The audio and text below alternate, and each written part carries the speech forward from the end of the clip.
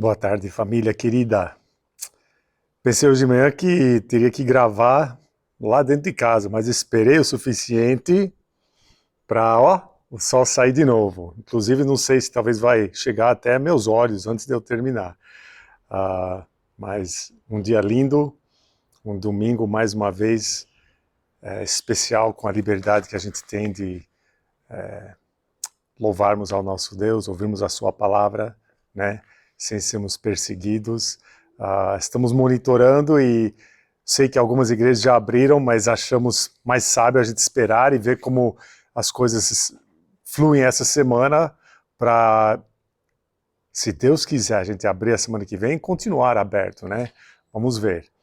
Eu sei que é uma batalha política, ao mesmo tempo eu sei também que a gente tem que continuar a se cuidar, respeitar os outros, respeitar as normas e orientações do governo, né?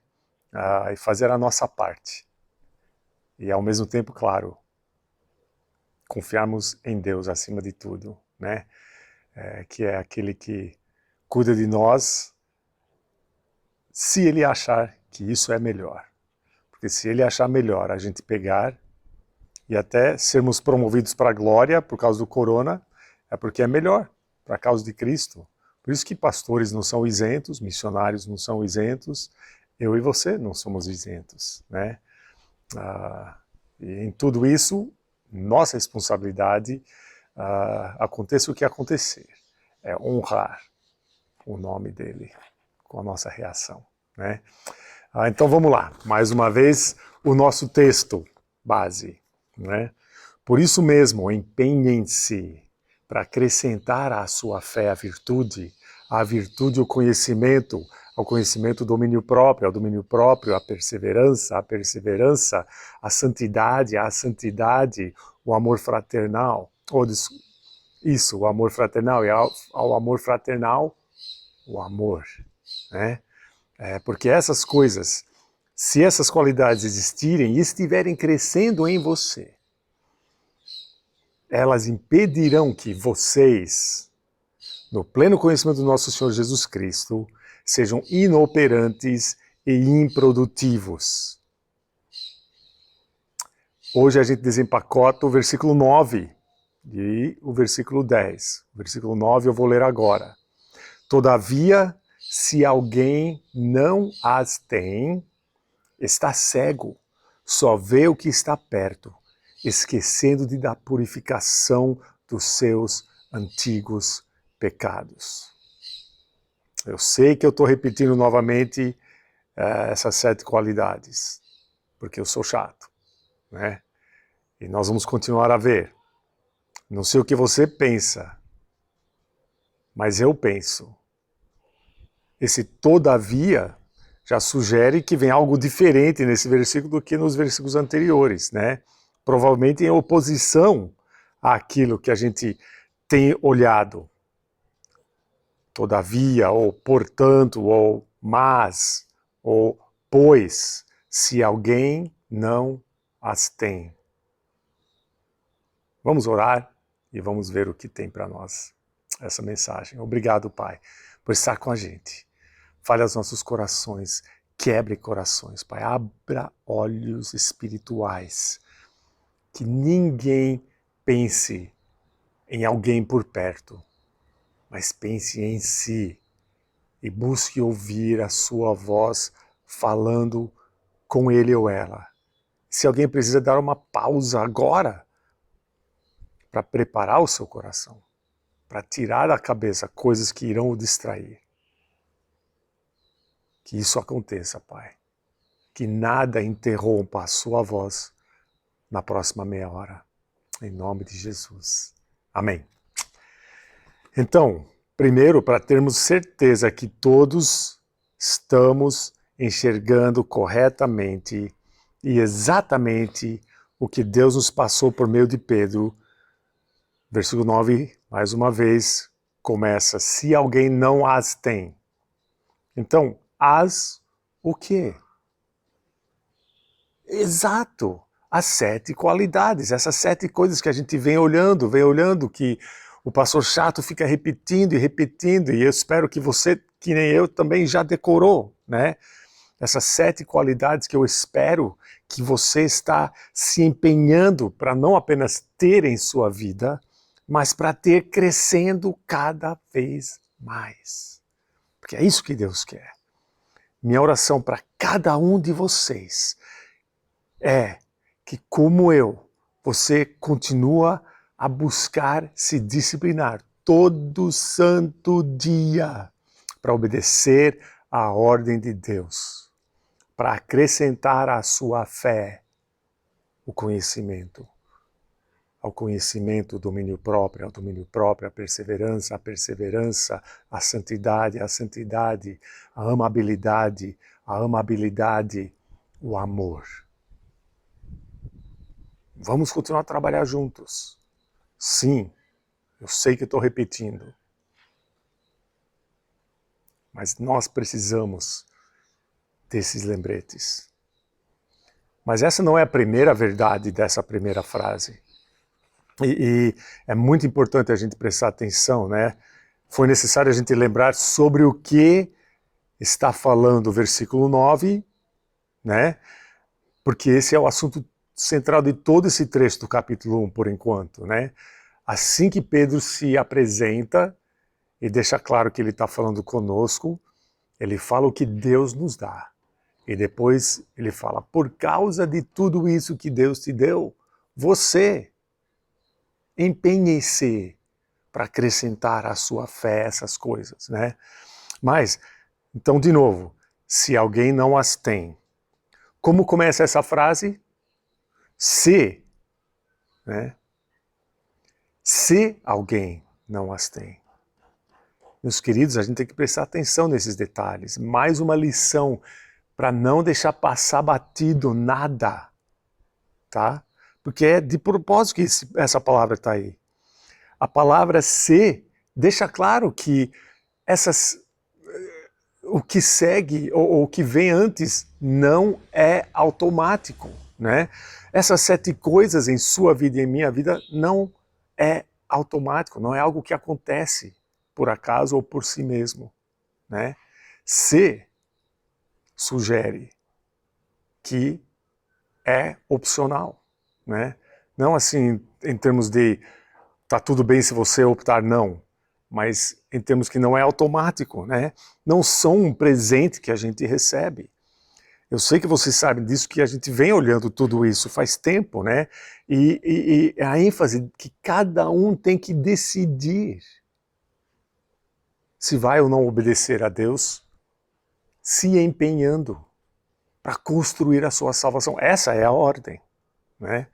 Então é super importante esse lembrete que o se enfatiza, porque você pode ou não tê-las, depende somente de você. Depende de mim. A palavra se deixa bem claro que ninguém pode usar aquela frase que eu já fiz famosa na nossa igreja, né? Ah, eu não consigo, né?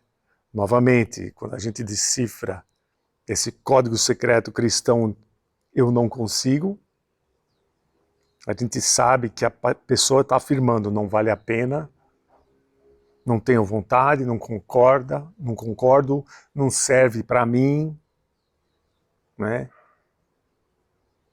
Então, cuidado, porque esse tipo de pessoa, esse tipo de cristão é preguiçoso, é cheio de si, é desobediente, é rebelde. A Bíblia é quem descreve essa pessoa dessa maneira, né? Não tem nada de bom nessa descrição, né? Ao contrário de Jesus Cristo que disse, não seja feita a minha vontade, mas sim a tua. O crente que acha que não precisa dessas 7 qualidades na sua vida, está basicamente declarando para Deus, não seja feita a tua vontade, mas sim a minha. Eu não quero ser esse cara nunca. Tenho quase certeza que a maioria que está assistindo, se não todos, também não querem essa atitude, né? Então, cuidado, porque seria para sua própria vergonha e sofrimento você ter essa atitude, né? Não seja esse tipo de crente, por favor. Porque você vai causar sofrimento e dor para a sua família, para a nossa família Castro Alves, como nós vimos a semana passada, mas acima de tudo, muita dor e sofrimento para si mesmo. Né? Então, em vez disso, decida se juntar ao restante de nós, que aos tropeços e erros e frustração e falhas e outros desafios, a gente tem se mantido fiéis e decididos e determinados de nunca pararmos de fazer o que é mais difícil, né? Obedecermos àquele que nos comprou, sem desistirmos de nos empenhar para fazermos a nossa parte nesse incrível privilégio de sermos moldados na semelhança de Jesus Cristo, né? Então, bom, não tem muito que tem que ser observado sobre outras palavras nessa frase, se alguém não as tem, né? Alguém é, obviamente, eu e você. Você pode andar por aí tentando se mostrar uma humildade falsa, falando eu não sou ninguém, mas você existe, então você é alguém, tá? Todos nós somos. E a palavra tem, né? Outra vez mostra que todos nós temos acesso a essas 7 qualidades, né? Se alguém não as tem, você pode, então, as ter, né? Então, qualquer um pode acrescentar à sua fé essas coisas, construindo e desenvolvendo a sua salvação. O restante do versículo, então, que eu quero que a gente comece a olhar agora, descreve o resultado de negligenciar essa ordem de Deus. Todavia, se alguém não as tem, está cego, só vê o que está perto, esquecendo-se da purificação dos seus antigos pecados. É uma ênfase tripla num fato vergonhoso, mas comum demais entre crentes. A razão principal do mau testemunho de todo aquele que se declara ser um seguidor de Jesus Cristo, mas não vive como se fosse, né? Se esqueceu da sua antiga identidade, da sua antiga posição perante seu Criador, antes de receber a sua nova identidade em Cristo. Esqueceu de quem era, esqueceu de o que merece, esqueceu de como era visto por Deus, né? E é óbvio que Deus não está falando sobre cegueira física, né? Essa cegueira mental. É o problema, a falta de enxergar a verdade sobre si mesmo. Essa visão egoísta que faz parte de todo aquele que vive só no momento e pro momento, né? O esquecimento que vem, sabe por quê? Porque negligencia a palavra, a renovação da sua mente e a ordem de Deus de nunca se esquecer. Mas em vez disso, de se lembrar, de propositalmente se recordar e lembrar do que foi tirado, do que foi resgatado e o que eu esperaria se não fosse a misericórdia de Deus através de Jesus Cristo, né? Ninguém é salvo, por mais rebelde ou carnal que esteja. Ninguém que é salvo ousaria, na frente da igreja ou na frente de Deus, afirmar o seguinte: não estou nem aí para a morte de Jesus para me salvar. E daí que ele tirou para sempre de mim todos os meus pecados e culpa? Grande coisa. Ninguém falaria isso. Mas às vezes a maneira que a gente vive, basicamente, está declarando isso, né? Não seja um desses. Não seja alguém que menospreza o que Jesus fez. Eu não estou falando porque você não fala que dá valor. Estou falando porque na maneira que você vive e achando opcionais essas 7 qualidades, além de muita outra coisa, a prática de uns aos outros, a fidelidade nos dízimos, né? E em obedecer, e um monte de coisa, né? Isso fala mais alto do que você declara, né? Então, por escolha própria de não desenvolver as 7 qualidades e se empenhando para elas não serem parte da sua vida, mas crescerem em sua vida, olha, é o mesmo que você confirmar o que a gente viu a semana passada que Jesus falou naquela carta para Laodiceia, né? Porque ele falou, eu conheço as suas obras, sei que você não é frio nem quente. Melhor seria que você fosse frio ou quente, mas como você é morno, e nem frio nem quente, estou a ponto de vomitá-lo da minha boca. Mas a semana passada eu pulei o versículo onde os membros dessa igreja descrevem como eles acham que são. E depois Deus diz o que, ou Jesus diz o que ele vê quando os olha. Versículo 17 de Apocalipse 3. Você diz, eu sou rico, adquiri riqueza e não preciso de nada. Não reconhece, porém, que é miserável, digno de compaixão, pobre, cego e que está nu. Então quero lhe fazer umas perguntas. Você está buscando desenvolver a sua salvação através de conhecer cada vez melhor a palavra? Está se disciplinando para acatar e observar o que a palavra te ensina? Não está desistindo de fazer isso dia após dia, mês após mês, ano após ano? Está buscando ser mais santo porque ele é mais santo e te ordenou a ser santo porque ele é? Está amando os seus irmãos através da prática dos uns aos outros? Se fácil e conveniente ou não? E está amando de verdade os não salvos? E isso comprovado por uma razão acima de todas as outras. Porque você está buscando resgatar as suas almas através de evangelizá-las com a palavra de Deus. Eu posso afirmar que olha essa palavrinha de novo, hein? Se você não está se empenhando nisso tudo, Deus enxerga você dessa mesma forma, miserável, digno de compaixão, pobre, cego e nu. Porque você é rico por causa de Jesus Cristo. E não é para guardar essa riqueza para si. Hebreus 4,13 em outros versículos confirma isso.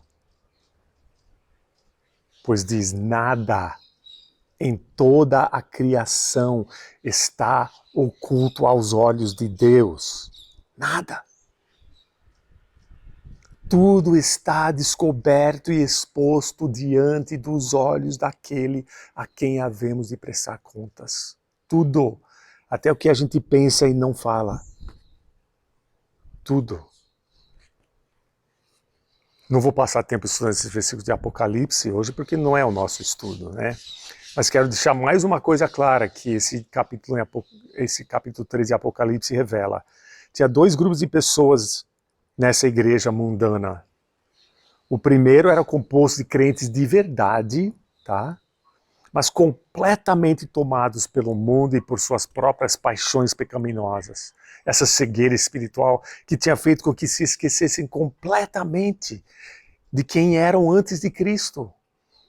E a solução super simples e clara para estes está no versículo 19, onde Jesus diz, repreendo e disciplino os que amo, por isso seja diligente e arrependa-se.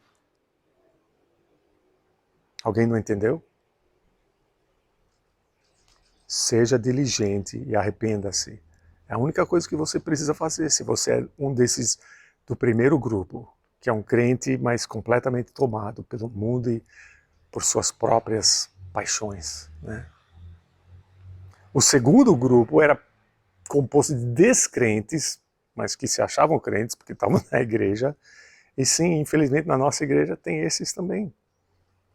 Isso é evidente porque no versículo 20, Jesus deixa claro que estes ele não iria disciplinar, tá? Mas em vez disso, bateria pacientemente na porta das suas vidas, esperando eles abrirem essa porta para ele poder entrar e os salvar de verdade. Eis que estou à porta e bato. Se alguém ouvir a minha voz e abrir a porta, entrarei e cearei com ele e ele comigo. Eu vou ter comunhão, nós vamos ter comunhão, Jesus está falando. Mas outra vez aquela palavra se. Se alguém ouvir a minha voz. Você pode ou não ouvir a voz dele, se você quiser ou não, né? Olha, a voz dele é para qualquer um ouvir. Depende se você quiser ou não ouvir. Ninguém pode dizer aquela frase, eu não consigo ouvir a voz dele. Errado. A verdade é que você está falando, não vale a pena eu dar ouvidos, não tenho vontade de dar ouvidos, porque eu não concordo, não serve para mim, o preço é muito alto, qualquer coisa, né? A solução simples e clara para você é o que Hebreus 4 também diz, se hoje vocês ouvirem a sua voz, não endureçam o coração. Mas apesar de a gente ter visto já bastante coisa para hoje, eu não quero terminar com o versículo 9, porque é meio deprimente, né? E graças a Deus eu sei que nem todos, espero que a maioria não está nessa descrição do versículo 9. Então a gente vai continuar, porque o versículo 10 também é importante, e a maioria de vocês, eu creio, quer se empenhar. E vários, eu sei, estão se empenhando e pedindo ajuda. E a gente está caminhando juntos, e um afiando o outro, encorajando, especialmente em meio a esse isolamento e tudo que a gente vem enfrentando, né? Outros estão lutando contra si mesmos para começarem ou para progredirem. Queridos, não desistam, por favor, acima de tudo, simplesmente não desistam. Escutem só o versículo 10. Portanto, irmãos, empenhem-se ainda mais para consolidar o chamado e a eleição de vocês. Pois se agirem dessa forma, jamais tropeçarão. Um versículo incrível, né? Peraí, vocês ouviram aquela ordem, empenhe-se? A gente viu no versículo 5, né? E depois, se essas coisas estiverem em você e estiverem crescendo, a gente viu no versículo 8, né? Mas agora Pedro, dirigido por Deus, fala de novo, batendo nessa mesma tecla, nos exortando, empenhem-se ainda mais. Isso me encoraja, porque eu sei que eu sou o pastor chato. Mas que nem o Pedro, um chato para Deus, vai sempre ser um chato. Tá? Então, muita gente com certeza também não gostava de Pedro, que continuava repetindo isso e batendo nessa tecla, e incentivando e insistindo, né? Agora, todos vocês já sabem a resposta à pergunta que talvez não queriam fazer.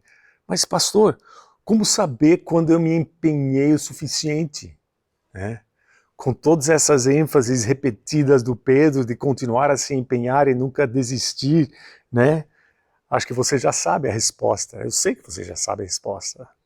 Você nunca pode parar, a não ser que você e Jesus Cristo são iguais. E você anda exatamente como ele andou na sua vida. Né?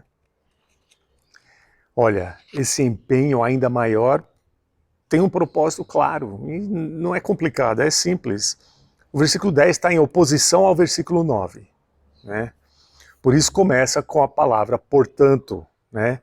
O Pedro está dizendo, portanto de ruim, né, que resulta se você optar para não ter essas 7 coisas como parte da sua vida espiritual, desenvolvendo-as, ou à luz do fato que muitos que se dizem crentes são cegos, fracos, carnais, e alguns nem são salvos de verdade, nós que realmente somos, devemos estar comprovando isso através de nos esforçarmos cada vez mais para sermos vistos como pessoas que foram chamadas e adotadas por Deus, né?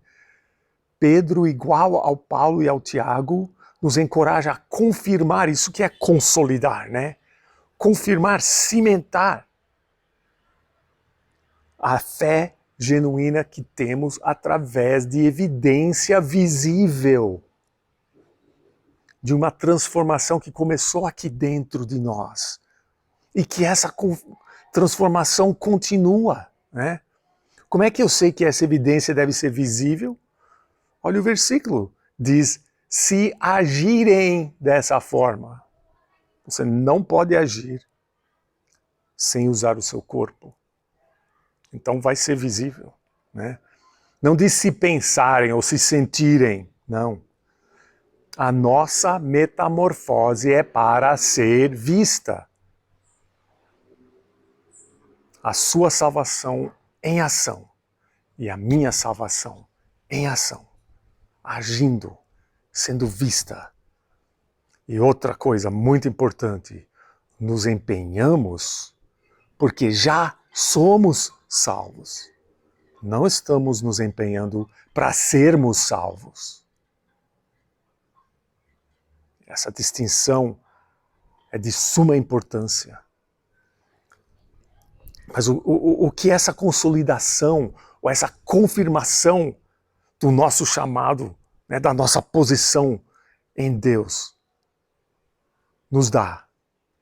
O versículo 10 fala, né, para nunca tropeçarmos, né, nos dá segurança espiritual. Tem um hino antigo que dizia, ou diz, que segurança sou de Jesus, né? Olha, nós não iremos tropeçar na nossa fé. Se nós a confirmarmos, a consolidarmos através de obedecer, fazendo aquilo que Deus quer que façamos, usando essas 7 qualidades. Porque as 7 qualidades também não são só interiores, né? Você adquire conhecimento para se dominar, para fazer as coisas corretas, né? Continuando para desenvolver essa santidade que é vista através de você amar aos seus irmãos e amar os que ainda não são salvos. Então é prático. Como nós passamos, acho que 2 ou 3 domingos vindo, o amor verdadeiro age, né? Ela faz. Então, olha, é confirmado isso, mais uma vez, através daquilo que Jesus diz em Mateus capítulo 7, versículo 24, sobre o seguidor que é praticante. Isso é, ele age obedecendo. Jesus diz que esse vai saber mesmo que assim sua vida está firme em Deus, venha o que vier, porque em meio às tempestades, em meio às ventanias, em meio às chuvas fortes dessa vida, nós não vamos desmoronar. Nós somos seguidores obedientes. Por isso que ele começa Mateus 7,24 falando aos seguidores, aquele que ouve as minhas palavras e as pratica. Então ele está falando sobre prática. Crente praticando. Crente obedecendo. É esse cuja vida está na rocha. É a obediência que nos dá a consolidação da nossa fé, que nos dá a segurança, que nos dá a confiança que nunca vamos tropeçar, como diz o versículo 10, né? Agora vocês entendem porque eu falei várias vezes, não só vamos continuar continuando, né? Continue continuando. Obviamente eu já li esse capítulo muitas vezes, e os lembretes continuam, né? Uma atrás da outra. Empenhe-se, faça com que cresçam, empenhe-se ainda mais. Vamos lá, continue, né? O Pedro era um um grande encorajador também, apesar de ser um exortador chato, né? Olha, outra coisa, agora vocês também entendem o que eu já falei, que quando o crente para de crescer, ele começa a apodrecer. Não existe estacionamento espiritual. Nós temos que nos empenhar para continuar sem nunca desistir. Como todos os fiéis a Cristo até a morte fizeram. Hebreus 11, parte da lista, né? Mas nunca poderia incluir todo mundo. Os próprios apóstolos, né? O apóstolo Paulo, né? Muitos e muitos outros. Vamos continuar juntos a prosseguir para o alvo, porque vai valer a pena. Não esqueça disso. E ajude os seus irmãos. E deixe os seus irmãos ajudarem você. Não fomos feitos para fazer isso sozinho. Aliás, é desobediência tentarmos fazer sozinho. Porque precisamos da igreja. E a igreja precisa de nós. Olha, se você se viu descrito no versículo 9 como um daqueles crentes cegos, esquecidos, ou talvez um que nunca se rendeu de verdade a Jesus Cristo, você pode mudar isso agora mesmo. Não continue cego, ignorando o que Jesus fez por você, sem demonstrar nenhuma evidência que Ele está trabalhando na sua vida. Comece a se empenhar, obedecendo ao seu mestre. A gente está aqui para ajudar você com isso. A nossa igreja existe para isso. Procure a gente, peça ajuda. Deus está mais do que pronto para te ajudar também. Se você está se enganando ou reprimindo a verdade, que você não quer saber, né? Você sabe muito bem que você ainda não se rendeu de verdade a Jesus Cristo, porque você não confessou com a sua boca quem Ele é e que você precisa dele. E no seu coração você não crê que Deus o ressuscitou dos mortos. Então você não é salvo. Não vai adiantar nada você se empenhar. Nada. Porque você ainda não se submeteu ao único Deus verdadeiro. Aquele que te criou e já pagou o preço com seu sangue para tê-lo como filho. Ele só espera você receber esse presente. Eu sei que você tem ouvido ele batendo à porta do seu coração. Mas ele não vai chutar a porta para abrir. Ele espera você simplesmente abrir para ele entrar. Abra. Se renda. Estamos aqui para te ajudar com isso também. Amado Pai, por favor, abra olhos espirituais. Desafie nossos irmãos a não desistirem de se empenhar. Chame os nossos preciosos amigos, alguns que a gente vê orando há muito tempo, para que finalmente atendam a sua voz, abrindo as portas do seu coração e rendendo as suas vidas a Ti, Pai. Não nos deixe desligar esse estudo e continuarmos iguais ao que éramos antes dessa meia hora.